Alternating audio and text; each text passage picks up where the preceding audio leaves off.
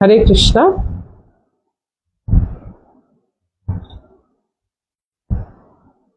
উপস্থিত সকল দর্শককে আমার সশ্রদ্ধ প্রণতি জানাচ্ছি। প্রথমে আমি আমার গুরু পাদপদ্মে, শ্রী গুরু পাদপদ্মে আমি সশ্রদ্ধ প্রণতি নিবেদন করছি। জগতের সমস্ত গুরুবৃন্দ, আচার্যবৃন্দের শ্রীচরণে এবং সর্বোপরি জগৎগুরু শ্রীল প্রভুপাদের শ্রীচরণ কমলে আমার সশ্রদ্ধ প্রণতি নিবেদন করছি এবং কৃপা আশীর্বাদ প্রার্থনা করছি। তো এই লাইভ ক্লাসটা আমার ইউটিউবে করার কথা। তো আজ আমি আপনাদের অবগতির জন্য জানাচ্ছি, মানে আপনাদেরকে জানানোর জন্য আমি ফেসবুক লাইভে এলাম যে যারা আমার ফেসবুকের ফ্রেন্ড রয়েছেন, ফলোয়ার্স, এবং যারা আমার ভিডিও দেখেন নিয়মিত, পোস্টগুলো যারা পড়েন, তো তাদের উদ্দেশ্যে তাদেরকে অবগত করার জন্য আমি এই ফেসবুক লাইভে এলাম। তো যেহেতু পুরুষোত্তম মাস চলছে, আজ চতুর্থ দিন, যারা যারা এখনো পুরুষোত্তম ব্রত শুরু করেননি, আমার এই ভিডিও দেখার পর থেকে দেখার মধ্য দিয়ে যারা জানতে পারছেন যে পুরুষোত্তম ব্রত চলছে, তো তখন থেকেই আপনারা শুরু করে দিন। পুরুষোত্তম ব্রত 32 মাস পর পর আসে, যেহেতু খুবই দুর্লভ এই সুযোগটা ভগবান আমাদেরকে দিচ্ছেন, তো এই সুযোগের সদ্ব্যবহার করা উচিত। যারা আমিষ ভোজন করেন তারা এই পুরুষোত্তম মাসটাতে দয়া করে আমিষ ভোজন করবেন না। শাকসবজি, ফল মূল, দুধ, শাক পাতা রান্না করে আতপ চালের অন্ন দিলে খুবই ভালো হয়। তো ঘি সহ, তুলসী পাতা সহ ভগবানকে নিবেদন করে সেই ভগবানের উচ্ছিষ্ট মহামহাপ্রসাদ আপনারা গ্রহণ করুন। তাহলে এই পুরুষোত্তম মাস যেহেতু প্রায় 3 বছর পর পর আসে, তো ভগবানের অনেক বেশি, অনেক 10,000 গুণ বেশি কৃপা পাবেন। পুরুষোত্তম নামটা শুনেই আশা করি আপনারা বুঝতে পারছেন, পুরুষোত্তম অর্থাৎ পুরুষদের থেকেও যিনি, যে পুরুষ উত্তম, অর্থাৎ পুরুষদের মধ্যেও উত্তম পুরুষ, পুরুষোত্তম শ্রী ভগবান হচ্ছেন সেই পুরুষোত্তম।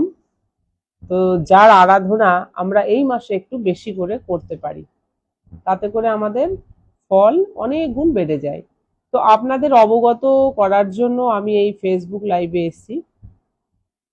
আমি আমার ইউটিউব চ্যানেলের লিংক আমি আমার ফেসবুকের কমেন্ট বক্সে আমি নিচে দিয়ে দেব। যারা লাইভ ক্লাস করতে চান তারা সকাল 8টায়, এই পুরুষোত্তম মাসে প্রতিদিন সকাল 8টার সময় শ্রীমদ্ ভগবত গীতা পুরুষোত্তম যোগ আমি আপনাদেরকে সঙ্গে নিয়ে আমিও মানে পাঠ করছি, আমিও শ্রবণ করছি। তো আপনারা যারা শ্রবণ করতে চান তারা সকাল 8টায় যোগ দেবেন ইউটিউব চ্যানেলে। আপনাদের অবগতির জন্যই আমি বারবার বলছি, আমি এই লাইভে এলাম, ফেসবুক লাইভে এলাম। তো এখন আমি আজও ফেসবুক, সরি, আজও আমি ইউটিউবে লাইভ ক্লাস করিয়েছি 5 নম্বর শ্লোকটা। তো এখন আমরা পাঠ করব গজেন্দ্র মোক্ষ লীলা। যারা যারা আমার এই ভিডিও দেখছেন তাদেরকে অসংখ্য ধন্যবাদ। সঙ্গে থাকুন। চলুন বেশি দেরি না করে আমরা বিষয়ে প্রবেশ করি। তো তার আগে একটু মঙ্গলাচরণ করি। ওং অজ্ঞানতিমিরান্ধস্য জ্ঞানাঞ্জনশলাকয়া চক্ষুরুন্মীলিतं येन তস্मै শ্রীগুরুবে নমঃ। শ্রীচৈতন্যমনঃভীষ্টং স্থাপিतं येन ভূতলে স্বয়ং রূপ কদা মह्यं দদাতি স্বপদান্তিকम्।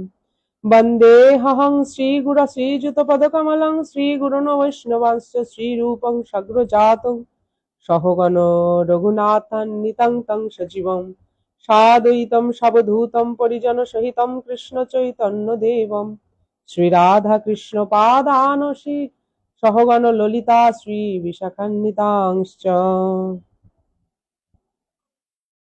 वाञ्छा नमोऽयं विष्णुपदाय कृष्णप्रेष्ठाय भूतले श्रीमते जयपताका स्वामिनीति नामिने नमोऽयं आचार्यपदाय निताय कृपाप्रदायिने गौरकथा धामोदाय नगरग्रामतारिणे नमोऽयं विष्णुपदाय कृष्णप्रेष्ठाय भूतले श्रीमते भक्तिवेदान्त स्वामिनीति नामिने नमस्ते सारस्वते देवे गौरवाणी प्रचारिणे निर्विशेष शून्यवादी पाश्चात्य देशतारिणे वाञ्छाकल्पतरुभ्यश्च कृपा सिन्धुभ्यो एव च पतितानां पावनेभ्यो वैष्णवेभ्यो नमो नमः। नमो महावदन्नाय कृष्ण प्रेम प्रदायते कृष्णाय कृष्ण चैतन्य नाम्ने गौरतिषे नमः। हे कृष्ण करुणा सिन्धु दीनबन्धु जगत्पते गोपेश गोपिका कान्तो राधाकान्तो नमोऽस्तुते। तप्त काञ्चन गौराङ्गी राधे वृन्दावनेश्वरी वृषभानुसुते देवी प्रणमामि हरिप्रिये। नीलाचल निवासाय नित्याय परमात्मने बलभद्र सुभद्राभ्यां जगन्नाथाय ते नमः। पञ्चतत्त्वात्मकं कृष्णं भक्तरूपस्वरूपकं भक्तयवतारं भक्तखं नमामि भक्तशक्तिकम्। जय श्री कृष्ण चैतन्य प्रभु नित्यानंद श्री अद्वैत गदाधर शिवासादि श्री गौर भक्तवृंद। ओम वृंदावै तुलसीदेव वै प्रिया वै केशवस्य च विष्णु भक्ति प्रददेवी सत्यवत्यै नमो नमः। हरे कृष्णा कृष्णा कृष्णा हरे हरे हरे राम राम राम हरे हरे।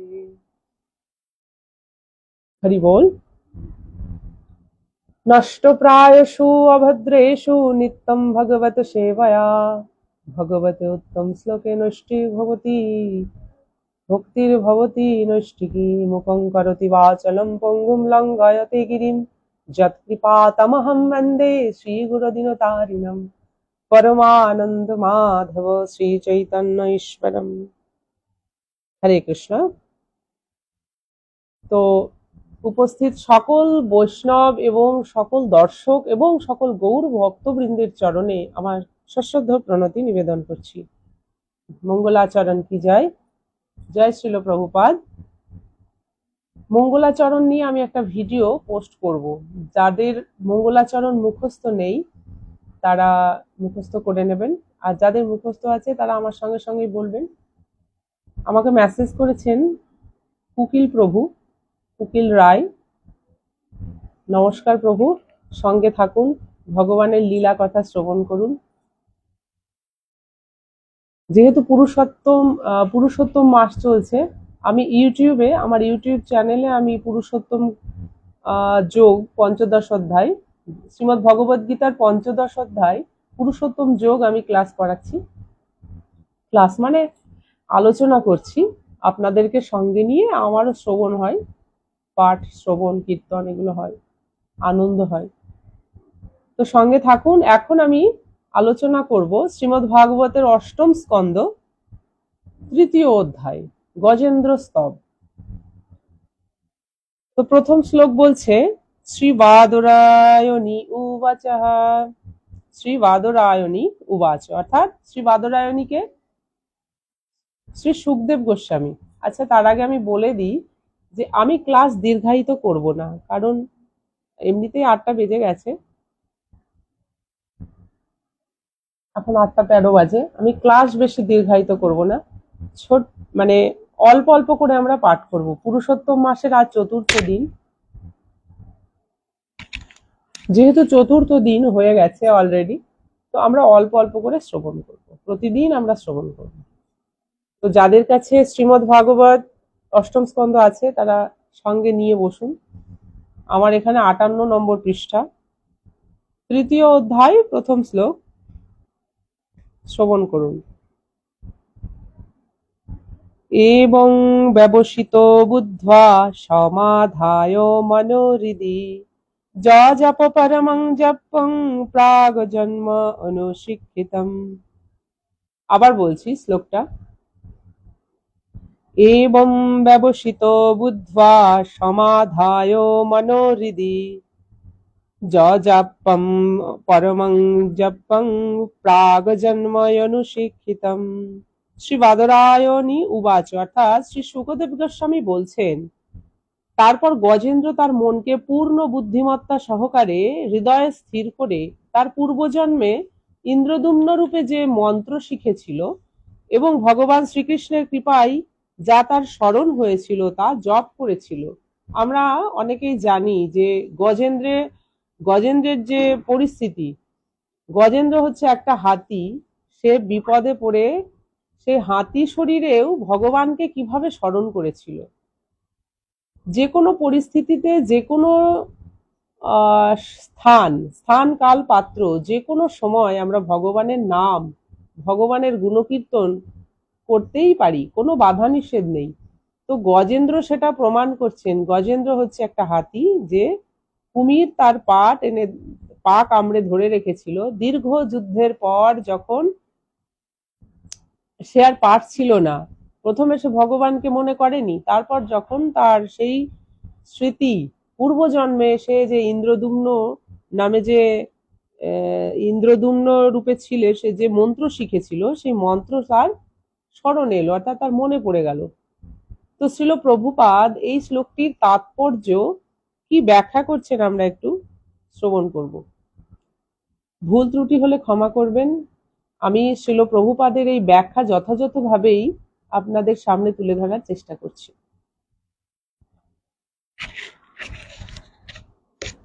আচ্ছা, এই শ্লোক, আচ্ছা, এখানে বলা হচ্ছে যে এই শ্লোক দুটিতে আশ্বাস প্রদান করা হয়েছে যে ভগবত ভক্তিপরায়ণ ব্যক্তির যদি পদস্খলনও হয়, তবুও তিনি অধঃপতিত হন না। তিনি পুনরায় সেই পদে অধিষ্ঠিত হন, যাতে তিনি যথাসময়ে ভগবানকে স্মরণ করতে পারেন। পরবর্তী শ্লোকে বিশ্লেষণ করা হয়েছে, গজেন্দ্র তার পূর্বজন্মে ছিলেন মহারাজ ইন্দ্রদুম্ন, এবং কোনো কারণে তার পরবর্তী জীবনে তিনি গজেন্দ্র হয়েছিলেন। এখন বিপদগ্রস্ত হয়ে মনুষ্যতর শরীরে থাকলেও তিনি পূর্বজন্মে যে স্তোত্রটি জপ করতেন তা স্মরণ করেছিলেন। যে যেখানে, মানে ধরুন, এই যে শরীরে ভগবানের জন্য যতটুকু সে ভগবানের নাম জপ গুণকীর্তন যেটুকু করবে, তারপর সে শরীর ত্যাগ করে, পরবর্তী সে যে জন্ম গ্রহণ করে, ভগবান তার কর্ম অনুযায়ী যে শরীর তাকে দেয়, তো সেই শরীরে তখন সে সেখান থেকে আবার শুরু করে, যেখানে শেষ করে সেখান থেকে ভগবান তাকে আবার সুযোগ করে দেয়। তো গজেন্দ্রেরও সেরকম হয়েছিল, যে পূর্বজন্মে ভগবানের যে স্তব সে করতেন, তিনি এই পরবর্তীকালে তিনি হাতি হয়ে জন্মালেও তার মনে ছিল। এই বিপদগ্রস্ত এই গজেন্দ্র কি বলছে, যততে চ তত ভূয় সংসিদ্ধ কুরু নন্দন। শ্রীকৃষ্ণ জীবকে সেই সুযোগ দেন যাতে সে পুনরায় স্মরণ করে সিদ্ধি লাভ করতে পারে, যেটা আমি বললাম তা এখানে প্রমাণিত হয়েছে। যদিও হাতিদের রাজা গজেন্দ্র বিপদগ্রস্ত হয়েছিল, কিন্তু সে তার পূর্বজন্মের ভগবত ভক্তির কথা স্মরণ করার সুযোগ পেয়েছিল, যাতে ভগবান কর্তৃক অচিরেই উদ্ধার লাভ করতে পারে। অতএব কৃষ্ণ ভক্তির অনুশীলনে কোনো না কোনো মন্ত্র জপ করতে হয়। নিশ্চিতভাবে হরে কৃষ্ণ মহামন্ত্র জপ করতে হয়, কারণ এটি হচ্ছে মহামন্ত্র। শ্রীকৃষ্ণ চৈতন্য মহাপ্রভু আমাদেরকে এই মহামন্ত্র দিয়ে গেছেন। কি দিয়ে গেছেন? হরে কৃষ্ণা কৃষ্ণ কৃষ্ণ হরে হরে, হরে রাম রাম রাম হরে হরে। ভগবানকে পিছনে রেখে আমার এইভাবে বসা উচিত নয়, কিন্তু আমার এই জায়গাটা এতটাই ছোট, আর উপায় নেই, বাধ্য হয়ে আমি এইরকম ভাবে বসেছি। তার জন্য আমি আমার গুরু এবং ভগবানের শ্রীচরণে আমি ক্ষমা চেয়ে নিয়েছি। আপনারাও আমাকে ভুল বুঝবেন না, ক্ষমা করবেন।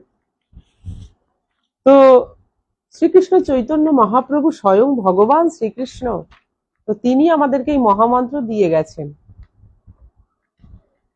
তো আমরা স্থান কাল পাত্র বিচার করব না, আমরা কাজ করব হাতে আর মুখে সর্বদাই হরে কৃষ্ণ মহামন্ত্র জপ করতে থাকবো, গান করতে থাকবো। তো ভগবান বাসুদেব এবং ওঙ্কার এর মধ্যে কোনো পার্থক্য নেই। আমাদের খুব ভালোভাবে বোঝা উচিত যে ওঙ্কার কোনো নিরাকারকে সূচিত করে না। ভগবান একজন ব্যক্তি, পরম পুরুষ। ব্যক্তি তো অবশ্যই, আমরা কে কে বিশ্বাস করি আমাকে কমেন্টে লিখবেন, আমরা কে কে ভগবানকে ব্যক্তি হিসেবে বিশ্বাস করি। আমাদের ধরুন এই যে দুটো হাত, দুটো পা, দুটো চোখ, মাথাটা উপরে পাটা নিচে, এই যে গঠন, এটা কি আকাশ থেকে হলো? কোনো বৈজ্ঞানিক তৈরি করেছে? কেউ কি তৈরি করতে পারে এগুলো? এগুলো সবই সেই পরমেশ্বর ভগবান তার আদলেই আমাদেরকে এই শ্রেষ্ঠতম, সমস্ত জীবের মধ্যে মানুষ হচ্ছে শ্রেষ্ঠতম এবং ভগবানের ওই আদলেই গড়েছেন। তো ভগবান একজন ব্যক্তি, তো ব্যক্তি হলেই তার নিশ্চয়ই সবকিছুই আছে, অঙ্গ প্রত্যঙ্গ, এবং তিনি খান, তার অনুভূতি আছে। অতএব এই ওঙ্কার সেই পরম পুরুষকে সূচিত করে। মায়াবাদীরা যে মনে করে ওঙ্কার শব্দে নির্বিশেষ ব্রহ্মকে বোঝায়, তা ভুল। অন্তত আমরা যারা স্বরূপ অর্থাৎ ভগবানের যে রূপের পূজা করি, আমরা ভগবানের রূপের পূজা করি, আমরা নির্বিশেষের পূজা করি না। ভগবান ওই যে রয়েছেন বিগ্রহ রূপে, আলেখ্য রূপে আমাদের কাছে এসেছেন, আমাদেরকে সেবা করার সুযোগ দিয়েছেন। আমরা নির্বিশেষ ব্রহ্মের উপাসনা কেন করব? ভগবান এত সুন্দর দেখতে, এই যে আমাদের মানুষের মধ্যে কত সুন্দর সুন্দর চেহারা, ছেলেদের, মেয়েদের, বাচ্চাগুলো, কোথা থেকে এলো এই রূপ? এমনি এমনি কোনো কিছু হয় না। রাধারানীর থেকে সমস্ত নারী জাতির সৃষ্টি। তো কত সুন্দর আমাদের মা। তো আমাদের আদি উৎস হচ্ছে ওই যে ওখানে বসে আছেন, ওই যে সিংহাসনে বসে আছেন যিনি। তো সেই উৎসটা ফিরে যেতে হবে, আমাদের জানতে হবে যে আমাদের উৎসটা কোথায়। এই যে গঙ্গা নদী পশ্চিমবঙ্গের উপরেই বেশি প্রবাহিত হয়েছে, তো মা গঙ্গা, এই যে পবিত্র নদী, আমরা তো দেখছি আমাদের নবদ্বীপে রয়েছে। মা গঙ্গা যে এত চারিদিকে প্রবাহিত হচ্ছে পশ্চিমবঙ্গের বিভিন্ন জেলার উপর দিয়ে, তো এই নদীর উৎসটা কোথায়? নদীর উৎস যদি আমরা খোঁজ করি তখন দেখা যায় যে মহাদেবের জটা থেকে, আর মহাদেবের জটা সেখান থেকে আবার কোথায়, যে ভগবানের চরণ থেকে, ভগবানের চরণ থেকে মা গঙ্গার উৎপত্তি। তো সে আমরা পৌঁছে যাচ্ছি কোথায়? পৌঁছে যাচ্ছি আমরা সেই পরমেশ্বর ভগবান শ্রীকৃষ্ণের কাছে। এখানে পুরুষায় শব্দটির দ্বারা তা স্পষ্টভাবে ব্যক্ত হয়েছে। ওঙ্কারের দ্বারা সম্বোধিত পরম সত্য পুরুষ তিনি নির্বিশেষ নন। তো শ্রীল প্রভুপাদ ব্যাখ্যাতে বারবারই বলছেন ভগবান নির্বিশেষ নন, ভগবানের রূপ আছে, ভগবান একজন ব্যক্তি। তো যদি তিনি পুরুষ না হতেন তাহলে কিভাবে তার ব্রহ্মাণ্ডের মহান নিয়ন্তাদের নিয়ন্ত্রণ করতে পারতেন? ভগবান বিষ্ণু, ব্রহ্মা, শিব ব্রহ্মাণ্ডের তিনজন পরম নিয়ন্তা, কিন্তু শিব এবং ব্রহ্মাও ভগবান বিষ্ণুকে প্রণতি নিবেদন করেন। তাই এই শ্লোকে পরেশায় শব্দটির ব্যবহার হয়েছে, যা ইঙ্গিত করে যে ভগবান মহান দেবতাদের দ্বারাও পূজিত হন। পরেশায় শব্দটির অর্থ পরমেশ্বর, ব্রহ্মা এবং শিব হচ্ছেন ঈশ্বর, ঈশ্বর অর্থাৎ মহান নিয়ন্তা, কিন্তু ভগবান শ্রী বিষ্ণু হচ্ছেন পরমেশ্বর, পরম নিয়ন্তা। তাহলে এখানে কি বুঝতে পারলাম আমরা? যে ভগবান বিষ্ণু, ব্রহ্মা এবং শিব ব্রহ্মাণ্ডের তিনজন পরম নিয়ন্তা, নিয়ন্তা মানে নিয়ন্ত্রণ করেন, এনারা হচ্ছেন নিয়ন্তা, কিন্তু শিব ব্রহ্মা ভগবান বিষ্ণুকে প্রণতি নিবেদন করেন। আমাদের যে এই জড় জগৎ, এই জড়া প্রকৃতির তিনটি গুণ আছে, সত্য, তম, রজ। তো সত্য, তম, রজ, আমরা জানি যে শিব হচ্ছে তমগুণের প্রতীক, উনি এই তমগুণটাকে নিয়ন্ত্রণ করেন, আর রজগুণ ব্রহ্মা, আর সত্যগুণের অধিকারী হচ্ছেন স্বয়ং শ্রী বিষ্ণু। তো এনারা কি করছেন? শিব এবং ব্রহ্মা ভগবান শ্রী বিষ্ণুকে প্রণতি নিবেদন করেন। তো আদি বিষ্ণু হচ্ছেন কে? শ্রীকৃষ্ণ। আদি বিষ্ণু, আদি নারায়ণ হচ্ছেন পরমেশ্বর ভগবান শ্রীকৃষ্ণ। তো ভগবান এই সত্যগুণেরও উপরে, শুদ্ধ সত্যগুণের অধিকারী। ভগবান হচ্ছেন সত্যগুণেরও উপরে, উনি হচ্ছেন শুদ্ধ সত্যগুণের অধিকারী। তো সেই জন্য এই জড়া প্রকৃতির যে তিন গুণ, সেটা ভগবানকে স্পর্শ করতে পারে না। ভগবান থেকেই সৃষ্ট, কিন্তু ভগবানকে স্পর্শ করতে পারেন না, উনি ত্রিগুণাতীত। ভগবানকে বলা হয় ত্রিগুণাতীত। এখানে শ্রী বিষ্ণু, তাই এই শ্লোকে বলছে পরশায় শব্দটি ব্যবহার হয়েছে, যা ইঙ্গিত করে যে ভগবান মহান দেবতাদের দ্বারাও পূজিত হন। তো আমরা জানি যে ব্রহ্মাণ্ডে ৩৩ কোটি দেবতা আছেন। তো ৩৩ কোটি দেবতাই কিন্তু সবসময় শ্রীহরির নাম, ভগবানের নাম গুণকীর্তন করছেন। তাহলে সেই দেবতারা ভগবানের নামগুলো কীর্তন করছে, তাহলে আমরা কেন দেব দেবতার পুজো করব? আমাদের প্রভুপাদ স্বয়ং এটাই বলছেন বারবার, এবং মহাপ্রভু আর যে আমাদের যে গৌড়ীয় ধারা, সেখানে বারবার বলা হচ্ছে, স্বয়ং শ্রীকৃষ্ণ, স্বয়ং ভগবান পরমেশ্বর ভগবান শ্রীকৃষ্ণ গীতাতে বারবার বলছেন যে যারা অল্প বুদ্ধি সম্পন্ন তারা এই দেব দেবতার পূজা করে। তো দেব দেবতার পূজা করে কেন? তারা সাময়িক কিছু এই জড় কামনা বাসনা, যেটা তার মৃত্যু পর্যন্ত স্থায়ী, মৃত্যুর সঙ্গে সঙ্গে সবকিছুই সেটা শেষ হয়ে যায়। তো সেই কামনা বাসনা চরিতার্থ পাওয়ার জন্য, চরিতার্থ করার জন্য দেব দেবতার উপাসনা করে, পূজা করে। কিন্তু তারা এটা জানে না যে সেটা কিন্তু কৃষ্ণ থেকেই আসছে, ভগবান থেকেই আসছে। শিবকে কখনো ভগবান বলা হয়, ব্রহ্মাকে ভগবান বলা হচ্ছে, নারদ মুনিকেও ভগবান বলা হচ্ছে, কিন্তু ভগবান এবং ভগবান স্বয়ং এই দুটোর মধ্যে পার্থক্য বুঝতে হবে। কৃষ্ণস্তু ভগবান স্বয়ং, এতে চাংশ কলা পুংস, কৃষ্ণস্তু ভগবান স্বয়ং, ইন্দ্রারি ব্যাকুলং লোকং মৃড়য়ন্তী যুগে যুগে। তো ভগবান স্বয়ং হচ্ছেন শ্রীকৃষ্ণ। তো ভগবান এবং স্বয়ং ভগবানের মধ্যে পার্থক্যটা বুঝতে হবে, কারণ ভগবান নিজেই বলছেন যে আমি হচ্ছেন স্বয়ং ভগবান, স্বয়ং মানে আমি নিজে। তো এখানে ব্রহ্মা এবং শিব হচ্ছেন ঈশ্বর, মহান নিয়ন্তা। ভগবানের কার্য সিদ্ধি করার জন্য ভগবান এনাদেরকে দায়িত্ব দিয়েছেন। তো ভগবান শ্রী বিষ্ণু হচ্ছেন পরমেশ্বর, পরম নিয়ন্তা।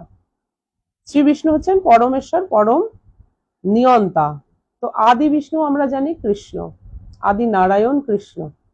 আর এই যে বিষ্ণুর কথা বলা হচ্ছে, এটা হচ্ছে জড় জগতের যে অধিকর্তা, তিনি হচ্ছেন বিষ্ণু। আমরা পরবর্তীতে আমরা জানবো, এটা নিয়ে আমি আরেকটু আলোচনা করব পরের দিন, যে ভগবান থেকে পরপর কিভাবে এই সৃষ্টি তত্ত্বটা, আমি যতটুকু বুঝতে পেরেছি আমি আপনাদের সঙ্গে এটা আমি শেয়ার করব। যে ভগবানের প্রথম যে সৃষ্টি বলরাম, প্রথম দ্বিতীয় দেহ হচ্ছে বলরাম, বলরাম থেকে সৃষ্টি হলো সংকর্ষণ, তারপর থেকে যে চতুর্ভুহ সৃষ্টি হলো, এই চতুর্ভুহর দ্বিতীয় সংকর্ষণ থেকে যে পরপর যে শাখাগুলো বেরিয়ে গেল, এটা আমি সুন্দরভাবে গুছিয়ে আপনাদের সামনে এটা আমি উপস্থাপন করব। আজ এই বিষয়টা আমি এই বিষয়ে প্রবেশ করছি না। তো প্রথম শ্লোকটা আজকে মোটামুটি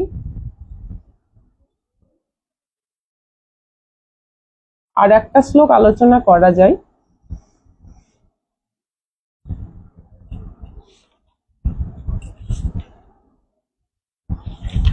দ্বিতীয় শ্লোকটা মানে গজেন্দ্রের প্রথম শ্লোকটা আজকে আলোচনা করে আমি এখানে রাখবো।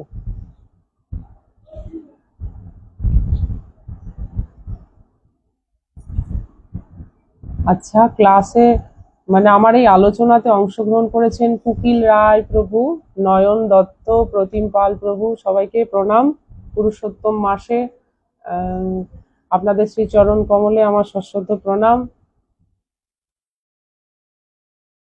এভাবেই থাকুন, আমার সঙ্গে সহযোগিতা করুন।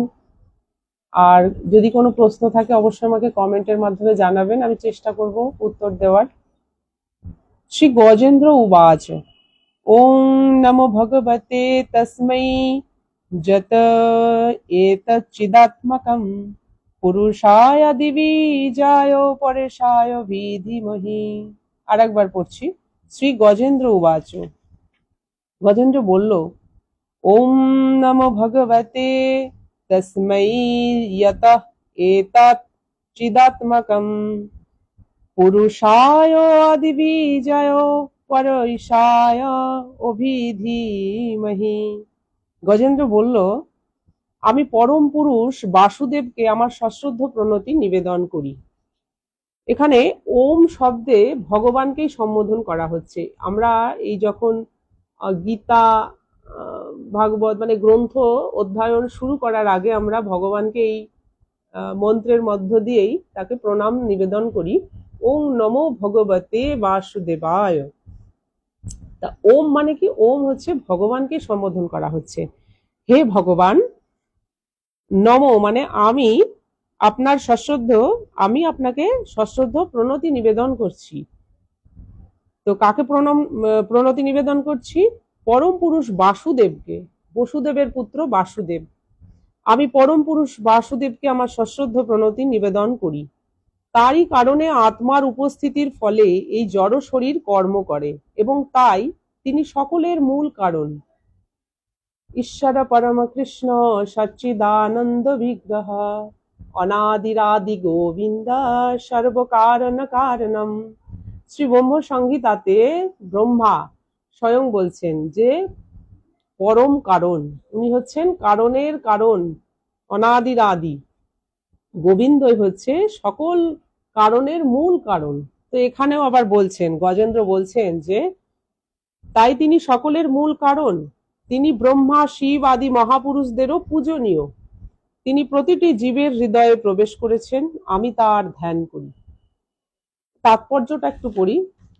এই শ্লোকে এটা চিদাত্মকম পদটি অত্যন্ত গুরুত্বপূর্ণ। জড় শরীর অবশ্যই জড় উপাদানের দ্বারা রচিত, কিন্তু যখন কৃষ্ণ ভাবনামৃতের উন্মেষ হয় তখন মানুষ বুঝতে পারে যে দেহটি জড় নয়, চিন্ময়।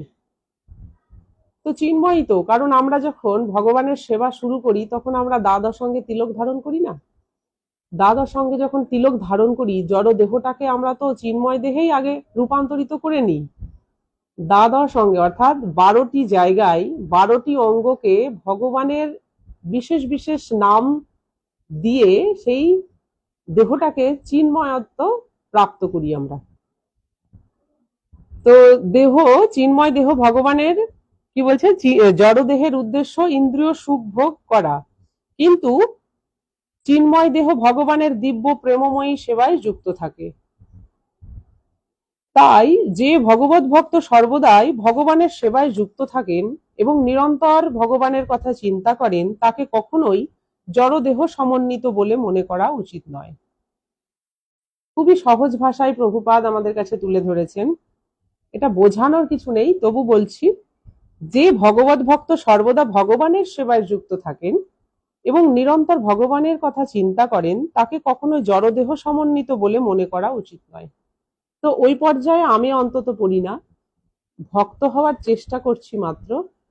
কিন্তু যারা সত্যিকারের ভগবানের ভক্ত, ভগবত ভক্ত, তারা কিন্তু সবসময় কৃষ্ণ ভাবনাময় হয়ে থাকেন। তো তাদের যে শরীর, তাদের যে শরীরটা, সেটা কিন্তু কখনো জড়দেহ নয়। সেটাই বলছে মনে করা উচিত নয়। যেমন বিভিন্ন এই যে আমাদের গুরু মহারাজের যারা সেবক সেবক রয়েছেন এবং মন্দিরে যারা ভগবানের সেবা পুজোতে ব্যস্ত থাকেন, সবসময় ভগবানের অর্চন করছে, ভগবানকে গান শোনাচ্ছেন, তো তারা বিভিন্ন সেবায় যারা মন্দিরে যুক্ত রয়েছেন এবং যারা গৃহস্থ ভক্ত রয়েছেন, এমন অনেক গৃহস্থ ভক্ত আছেন যারা ভগবানের সত্যিকারের শুদ্ধ ভক্ত। তো তাদের শরীরটা দেখে মনে হবে আমার মতোই জড় শরীর, কিন্তু না, সেটা মনে করা উচিত নয়। কারণ তিনি সব সময় ভগবানকে স্মরণে রাখছেন, ভগবানের নাম করছেন, ভগবানের সেবা করছেন, মানে তার 24টা ঘন্টায় তিনি কৃষ্ণ ভাবনাময় হয়ে রয়েছেন। বাইরে থেকে দেখলে হয়তো আমরা বুঝতে পারবো না, কিন্তু এটা সত্য কথা। এরকম অনেক ভক্ত রয়েছেন, আমার নিজে চোখে দেখা আছে এরকম প্রচুর। তো বলছে, তারপর বলছে যে তাই শাস্ত্রে নির্দেশ দেওয়া হয়েছে গুরু সু নরমতি, শ্রী গুরুদেবকে কখনোই একজন জড় দেহ সমন্বিত সাধারণ মানুষ বলে মনে করা উচিত নয়। একটু আগেই বললাম, গুরুদেবের যারা সেবক, শ্রী গুরুদেব তো অবশ্যই, শ্রী গুরুদেব তো অবশ্যই সাধারণ মানুষ বলে মনে করা উচিত না, কারণ এটা আমাদের অপরাধ হয়ে যাবে। আমরা প্রথমেই জেনেছি যে শ্রী গুরুদেব কে, উনি হচ্ছেন ভগবানের প্রতিনিধি। তো ওনাকে ভগবানের সমান মনে করেই তাকে সেইভাবে সেবা সেই সেবা করা উচিত এবং তাকে সেই জায়গাটাই, সেই স্থানটাই দেওয়া উচিত। সাধারণ মানুষের মতো কখনোই মনে করা উচিত না। এই গুরুদেবের জন্যই আমরা আজ ভগবানকে চিনতে পারছি, ভগবানকে জানতে পারছি। পরম গুরুদেব হচ্ছেন আমাদের শ্রীল প্রভুপাদ, কৃষ্ণ কৃপাশ্রী মূর্তি শ্রীল অভয়চরণারবিন্দ ভক্তি বেদান্ত স্বামী শ্রীল প্রভুপাদ।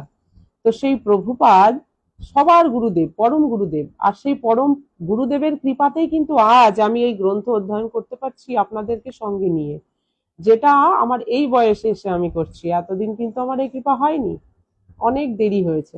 তো এটাও কৃপা। তো সেই জন্যই গুরুদেবকে কখনোই সাধারণ মানুষ বলে মনে করা উচিত নয়। গুরুদেবের কৃপা হয়েছে বলেই কিন্তু আজ আমি আপনাদের সামনে এখানে বসতে পেরেছি। অর্চ বিষ্ণু শিলাধি সকলেই জানে মন্দিরের বিগ্রহ পাথরের, কিন্তু বিগ্রহকে পাথর বলে মনে করা অপরাধ। অবশ্যই অপরাধ। কেন?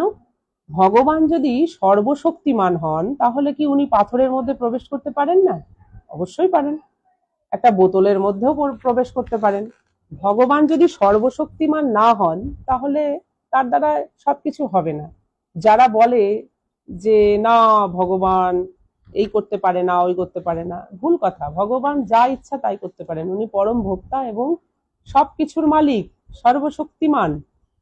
তো তিনি যা ইচ্ছা তাই করতে পারেন। তিনি বিগ্রহ পাথরের মধ্যেও তিনি প্রবেশ করতে পারেন। যেমন শ্রী নৃসিংহদেব ভগবান, সেই শ্রী নৃসিংহদেব ভগবান ওই পিলারের ভেতর থেকেই বেরিয়ে এসেছিলেন।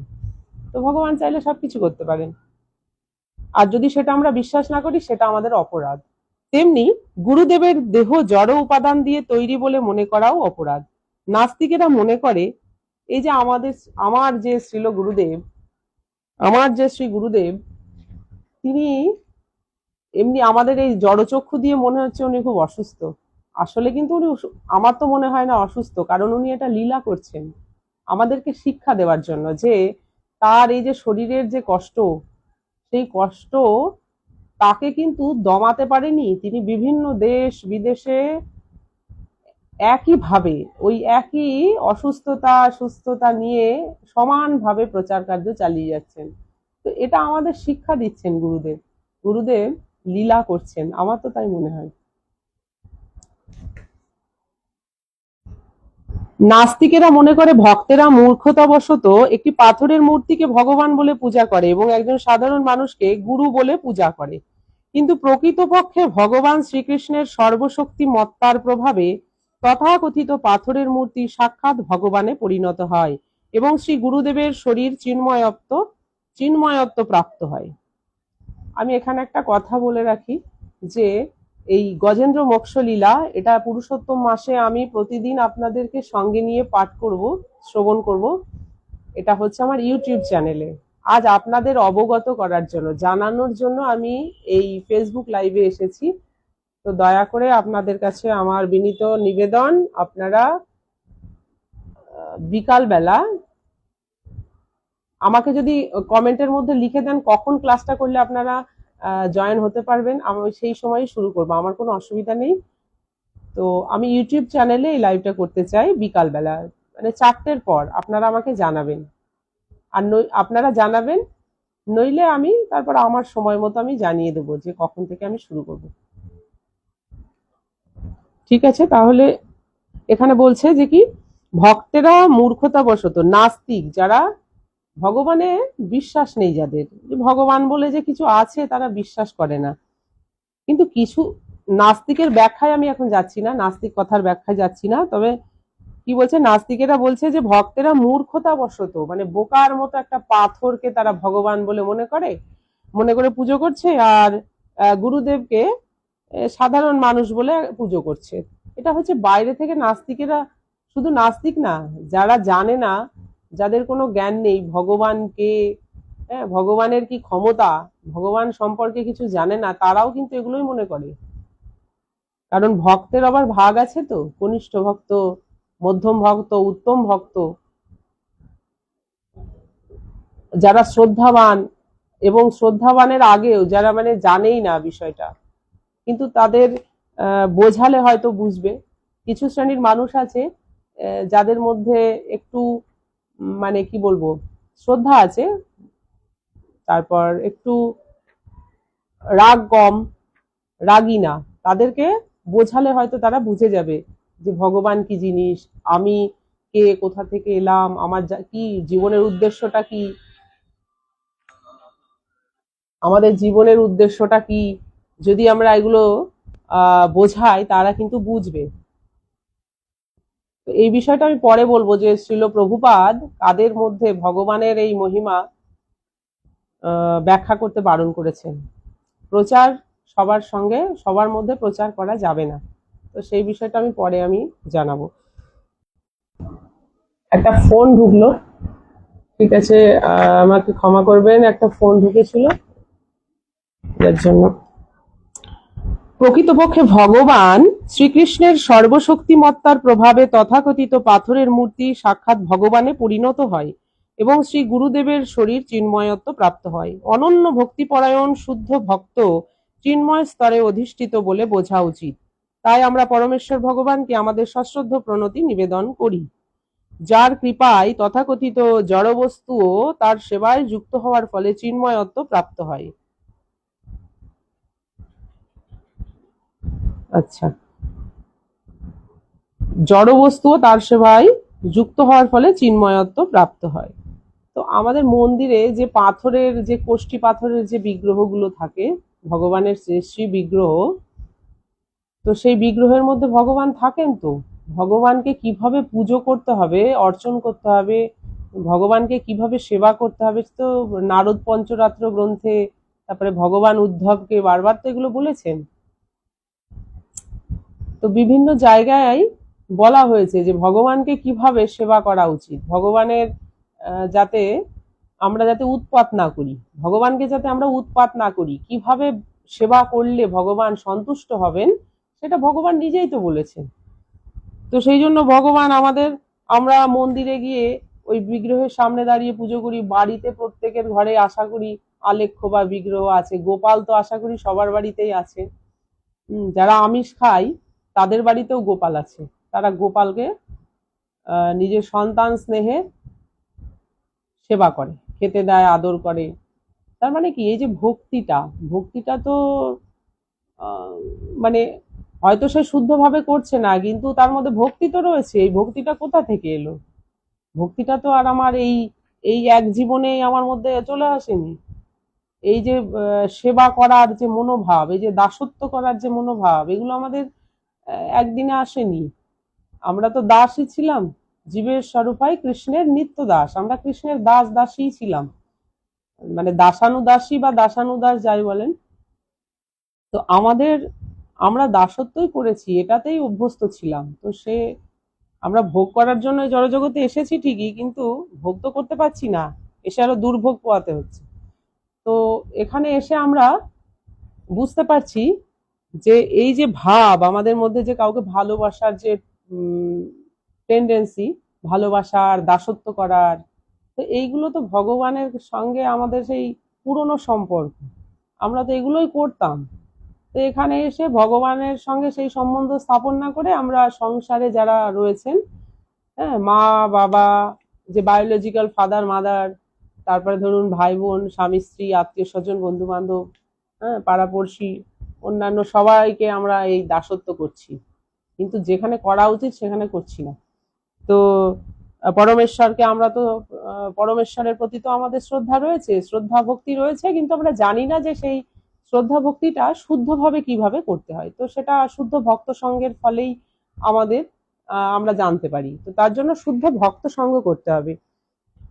যারা আমার এই ভিডিও দেখছেন তাদের কাছে আমি বিনীত নিবেদন করছি যে আপনাদের আশেপাশে যদি কোনো ইস্কন মন্দির থাকে, ইস্কন মন্দির যেখানে নামহট্ট, ভক্তিবৃক্ষ, হ্যাঁ, যা মানে কোনো পাঠচক্র চলছে, সেখানে আপনারা যুক্ত হন। কারণ একমাত্র ইস্কনের এমন একটা উদ্যোগ যেখানে প্রতি পাড়ায় পাড়ায় এই ভগবত শিক্ষা জ্ঞান দান করা হচ্ছে, তার ফলে মানুষ এখন অনেক কিছু জানতে পারছে। তো তাই এটা কিন্তু অন্য জায়গায় আমরা এখনো অবধি দেখি না, কোনো অন্য গৌড়ীয় মঠ বা ধরুন কোনো মন্দির এই ধর্ম শিক্ষা দেয় না, আমরাও পাইনি ছোটবেলায়, যার জন্য আমাদের অনেক দেরি হয়ে গেছে, পরিবার থেকেও সেভাবে পাইনি, আর এরকম ভাবে কোনো মন্দির, মঠ, স্কুল, কলেজ কোথাও আমাদের শেখায়নি। যেটা এখন ছিল প্রভুপাদের কৃপায় সর্বত্রই ছড়িয়ে পড়েছে। তো আমরা ভগবানকে এই যে সশ্রদ্ধ প্রণতি নিবেদন করছি কেন? অনন্য ভক্তিপরায়ণ শুদ্ধ ভক্ত চিন্ময় স্তরে অধিষ্ঠিত বলে বোঝা উচিত এবং ভগবানকে আমাদের সশ্রদ্ধ প্রণতি নিবেদন করা উচিত, যার কৃপায় জড়বস্তু ও তার সেবায় যুক্ত হওয়ার ফলে চিন্ময়ত্ব প্রাপ্ত হয়। তো শ্রীল ইস্কনের যে বাংলা কথায় যে আন্তর্জাতিক কৃষ্ণ ভাবনামৃত সংঘ, কৃষ্ণ ভাবনাময়, এখানে কি বলছে? জড়বস্তু তার সেবায় যুক্ত হওয়ার ফলে চিন্ময়ত্ব প্রাপ্ত হয়। যেমন ধরুন আমার এই যে ফোনটা, এই ফোনটা তো আমি অন্য কারো রিলস দেখে ভিডিও দেখে আমি সময় কাটাতে পারতাম। এই ফোনটা তো জড়বস্তু, ফোনটার মধ্যে সিম ঢোকানো হয়েছে, ওটাকে প্লাগে দিয়ে চার্জ করিয়ে ওটাকে অ্যাক্টিভ করা হয়েছে। এবার এই জড়বস্তুটাকে যখন আমি এই ভগবানের কথা আপনাদের সামনে তুলে ধরছি, আপনাদের সঙ্গে আলোচনা করছি, একটু ছোট্ট প্রয়াস করছি প্রচার করার, তো এটা কি চিন্ময়ত্ব প্রাপ্ত হয়নি? ফোনটা তো জড় বস্তু। তেমনি যেমন ধরুন যখন আমরা মাইক্রোফোন ইউজ করি, মাইক্রোফোনটাও তো জড় বস্তু, কিন্তু সেটাকে আমরা চিন্ময়ত্ব প্রাপ্ত কখন করি? যখনই সেটাকে ভগবানের সঙ্গে যুক্ত করে দিই, যখনই সেই মাইক্রোফোনটা হাতে ধরে আমি ভগবানের কথা বলি, তখন সেটা চিন্ময়ত্ব প্রাপ্ত হয়। আর ওই মাইক দিয়ে যখন আমি জড়জগতের অন্যান্য গান বা ধরুন এই সব অন্যান্য কথা আমি বলবো, তখন সেটা চিন্ময় প্রাপ্ত হয় না, কারণ এটা জড়জাগতিক হয়ে যায়। আমি জানি না কতটুকু বোঝাতে পারছি, আমাকে কমেন্টের মধ্যে লিখতে পারেন। কারোর কিছু আমার সঙ্গে আপনারাও কিছু আলোচনা করতে পারেন, যাদের যাদের মনে হচ্ছে যে এখানে আরেকটু আলোচনা করা দরকার, অবশ্যই করতে পারেন। ওঙ্কার প্রণব শব্দ ব্রহ্মরূপে ভগবানের প্রতিনিধি। ওম তৎসদিতি নির্দেশ ব্রহ্মণস্ত্রিবিধ শ্রিতঃ। ওম তৎসৎ এই তিনটি শব্দ উচ্চারণ মাত্রই ভগবানকে আহ্বান করে। ওম তৎসৎ এই তিনটি শব্দ উচ্চারণ মাত্রই ভগবানকে আহ্বান করে। তাই শ্রীকৃষ্ণ বলেছেন সমস্ত বৈদিক মন্ত্রের মধ্যে তিনি হচ্ছেন ওমকার। ওমকার হচ্ছে ভগবানের বৈদিক মন্ত্রের মধ্যে তিনি হচ্ছেন ওমকার। ওমকারের দ্বারা ভগবানকে সূচিত করে বৈদিক মন্ত্র উচ্চারণ শুরু হয়। প্রত্যেকটা মন্ত্রের আগে দেখবেন ওম শব্দটা আছে। ওম অর্থাৎ ভগবানকে আগে সম্বোধন করা হচ্ছে। ওম যেমন ধরুন ওং নমো ভগবতে বাসুদেবায়, তেমনি আমাদের গুরু মহারাজের প্রণাম মন্ত্রেও আছে ওং নমো নময়ং বিষ্ণুপাদায়, যদিও নময়ং কিন্তু ওং শব্দটা আছে। তারপরে ধরুন তুলসী মহারানীর প্রণাম মন্ত্র ব্র্যাকেটে আছে ওং কথাটা, বৃন্দাওই ওং বৃন্দাওই তুলসী দেব্যই প্রিয়া ওই কেশবস্য চ বিষ্ণু ভক্তির পদে দেবী সত্যবত্যই নমো নমঃ। ওম দিয়েই শুরু। প্রত্যেকটা ওম যখনই যুক্ত করা হয় তখনই সেটা মন্ত্রে পরিণত হয়ে যায়। আর এই যে হরে কৃষ্ণ মহামন্ত্র, এখানে কিন্তু ওম কথাটা নেই। আপনাদের হয়তো মনে হতে পারে যে ওম কথাটা তো, ওম শব্দটা তো হরে কৃষ্ণ মহামন্ত্রে নেই। এটা নেই, তার কারণও আছে। কারণ এই হরে কৃষ্ণ মহামন্ত্র স্থান কাল পাত্র নির্বিশেষে, স্থান কাল পাত্র মানে না, যখন ইচ্ছা যেখানে ইচ্ছা, বাথরুমে বসে, ঘুরতে ফিরতে, রান্না করতে করতে, যে কোনো কাজ করতে করতেই এই হরে কৃষ্ণ মহামন্ত্র কলিযুগের যুগধর্ম আমরা পালন করতে পারি।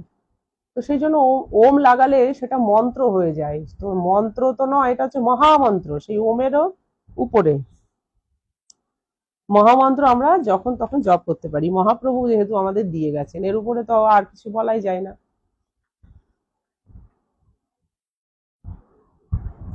যেমন শ্রীমদ ভাগবত শুরু হয়েছে ওং নমো ভগবতে বাসুদেবায় শব্দগুলির দ্বারা। ভগবান বাসুদেব এবং ওমকার এর মধ্যে কোনো পার্থক্য নেই, ভগবান এবং ওমের মধ্যে কোনো পার্থক্য নেই। কারণ ভগবান কি বলেছেন যে ওম, ওম মানেই হচ্ছে শ্রী ভগবান। বৈদিক যত বৈদিক যে মন্ত্র রয়েছে, সমস্ত বৈদিক যে মন্ত্র রয়েছে তার মধ্যে তিনি হচ্ছেন ওমকার। তো আমাদের খুব ভালোভাবে বোঝা উচিত যে ওমকার কোনো নিরাকারকে সূচিত করে না, ভগবান একজন ব্যক্তি, পরম পুরুষ। অতএব এই ওমকার সেই পরম পুরুষকে সূচিত করে। মায়াবাদীরা যে মনে করে ওমকার শব্দে নির্বিশেষ ব্রহ্মকে বোঝায় তা ভুল। এখানে পুরুষায় শব্দটির দ্বারা তা স্পষ্টভাবে ব্যক্ত হয়েছে। ওমকারের দ্বারা সম্বোধিত পরম সত্য পুরুষ, তিনি নির্বিশেষ নন। যদি তিনি পুরুষ না হতেন তাহলে কিভাবে তিনি ব্রহ্মাণ্ডের নিয়ন্ত্রণ করতে পারতেন? আচ্ছা,